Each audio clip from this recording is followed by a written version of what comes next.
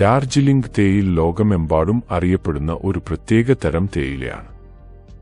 ഡാർജിലിംഗ് പശ്ചിമ ബംഗാളിലെ ഒരു കുന്നിൻ പ്രദേശമാണ്. അവിടെയാണ് ഈ തേയില കൃഷി ചെയ്യുന്നത്.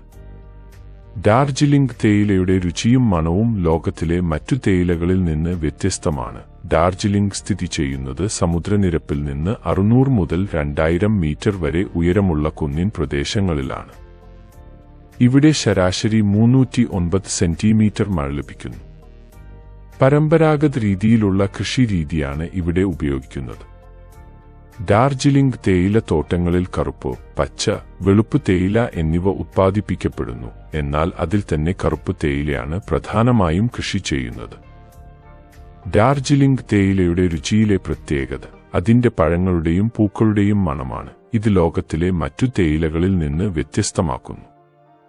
ഡാർജിലിംഗിൽ തേയില ഉത്പാദിപ്പിക്കുന്നത് ഓർത്തഡോക്സ് രീതിയിലാണ്. ഇത് വളരെ പഴയതും പരമ്പരാഗതവുമായ രീതിയാണ്. ഡാർജിലിംഗിൽ ഒരു വർഷത്തിൽ പലതവണ തേയില വിളവെടുക്കുന്നു. ആദ്യത്തെ വിളവെടുപ്പ് മാർച്ച് മുതൽ മെയ് വരെയും, രണ്ടാം വിളവെടുപ്പ് ജൂൺ മുതൽ ഓഗസ്റ്റ് വരെയും, മൂന്നാമത്തേത് ഒക്ടോബർ മുതൽ നവംബർ വരെയുമാണ്. ഡാർജിലിംഗ് തേയിലയുടെ കൃഷിക്ക് ഒരുപാട് പ്രത്യേകതകളുണ്ട്. ഡാർജിലിംഗിലെ കുന്നിൻ പ്രദേശങ്ങളും കാലാവസ്ഥയും തേയില കൃഷിക്ക് അനുയോജ്യമാണ്. ഇത് തേയിലയുടെ രുചിയെയും മണത്തെയും സ്വാധീനിക്കുന്നു.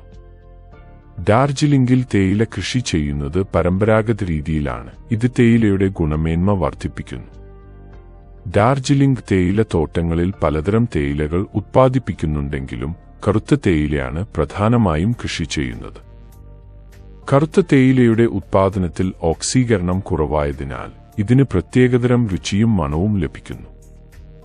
ഡാർജിലിംഗിൽ തേയില ഇലകൾ ശേഖരിക്കുന്നത് വളരെ ശ്രദ്ധയോടെയും കൈകൊണ്ടും ചെയ്യുന്ന ഒരു പരമ്പരാഗത രീതിയാണ്. ഈ പ്രക്രിയ തേയിലയുടെ ഗുണനിലവാരത്തിന് വളരെ പ്രധാനമാണ്. ഡാർജിലിംഗിലെ തേയിലത്തോട്ടങ്ങളിൽ തേയില ഇലകൾ കൈകൊണ്ട് മാത്രമാണ് പറിച്ചെടുക്കുന്നത്. ഇത് ഓരോ ഇലയ്ക്കും വ്യക്തിഗത ശ്രദ്ധ നൽകാൻ സഹായിക്കുന്നു. ഇത് ഉയർന്ന നിലവാരമുള്ള തേയില ഉൽപ്പാദിപ്പിക്കുന്നതിൽ നിർണായകമാണ്.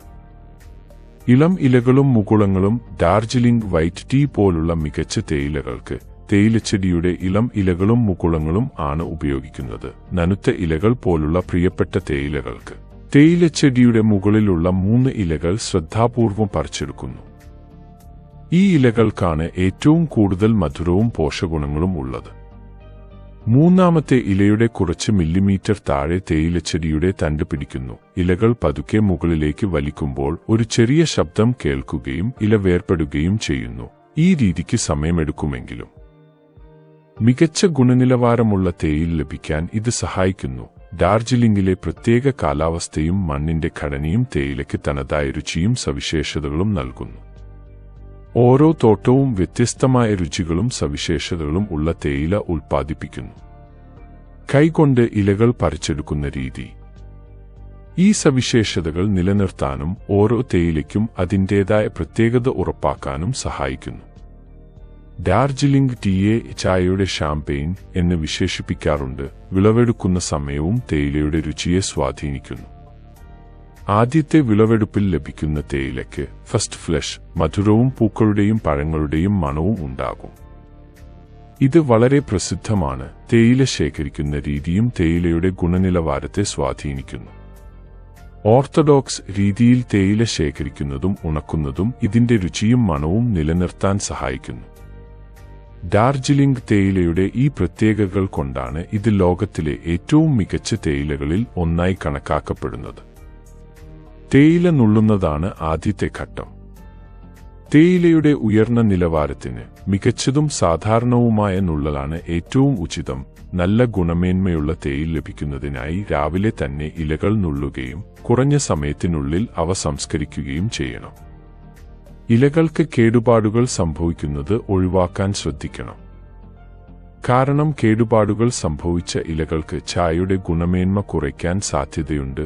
വാറ്റിയെടുക്കൽ തേയില ഇലകളിലെ അധിക ജലാംശം നീക്കം ചെയ്യുന്ന പ്രക്രിയയാണ് വാറ്റിയെടുക്കൽ.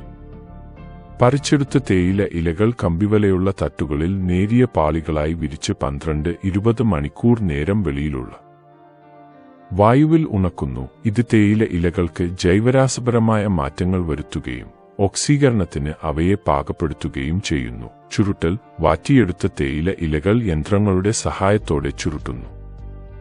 ഇത് ഇലകളുടെ കോശഭിത്തികൾ പൊട്ടിച്ച് എൻസൈമുകൾ പുറത്തുവിടാൻ സഹായിക്കുന്നു.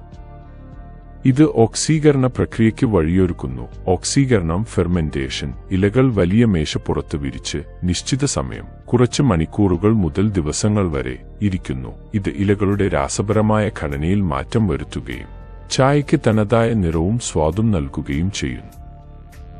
ഡാർജിലിംഗ് തേയിലയുടെ തനതായ രുചിയും സുഗന്ധവും ഈ പ്രക്രിയയിലൂടെയാണ് രൂപപ്പെടുന്നത്. ഉണക്കൽ ഓക്സീകരണം പൂർത്തിയായതിനു ശേഷം തേയില ഇലകൾ വലിയ അടുപ്പുകളിലോ പാത്രങ്ങളിലോ ഉണക്കുന്നു. ഇത് ഓക്സീകരണ പ്രക്രിയ നിർത്തുകയും ഇലകളിലെ ഈർപ്പത്തിന്റെ അളവ് 3% ആയി കുറയ്ക്കുകയും ചെയ്യുന്നു. തരംതിരിക്കൽ ഉണക്കിയ തേയില ഇലകൾ വലുപ്പം, നിറം, ഗുണമേന്മ എന്നിവയുടെ അടിസ്ഥാനത്തിൽ തരംതിരിക്കുന്നു. തുടർന്ന് അവ പായ്ക്ക് ചെയ്ത് വിതരണത്തിനായി തയ്യാറാക്കുന്നു. ഡാർജിലിംഗ് തേയിലയ്ക്ക് തനതായ രൂക്ഷമായ മസ്കി ഫ്ലേവറും പുഷ്പസുഗന്ധവുമുണ്ട്. ഇത് ലോകമെമ്പാടുമുള്ള തേയില പ്രേമികൾക്ക് പ്രിയപ്പെട്ടതാണ്.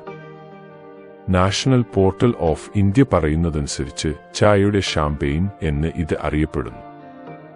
ഡാർജിലിംഗ്, കാലിംപോങ് എന്നിവിടങ്ങളിലെ ചില തേയിലത്തോട്ടങ്ങളിൽ ഉൽപ്പാദിപ്പിക്കുന്ന തേയിലയ്ക്ക് മാത്രമേ ഡാർജിലിംഗ് ടീ എന്ന ഭൂമിശാസ്ത്രപരമായ സൂചന ഉപയോഗിക്കാൻ അനുവാദമുള്ളൂ.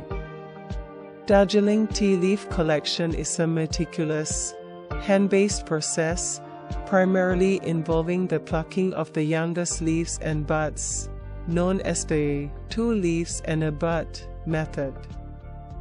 This is followed by withering, rolling, oxidation, drying, and sorting, all crucial steps in producing the unique flavor profile of Darjeeling tea. Darjeeling tea is exclusively hand-plucked, with pickers carefully selecting the top 2 leaves and the bud from each shoot.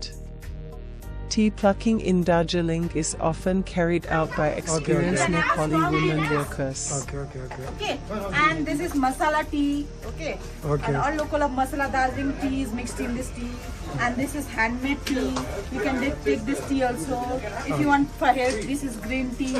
If you want black tea flavor, you'll take this. Okay. That's Thank you. What you're drinking is the same one.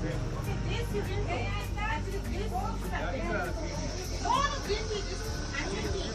This selection ensures a balance of tenderness, flavor compounds, and processing potential.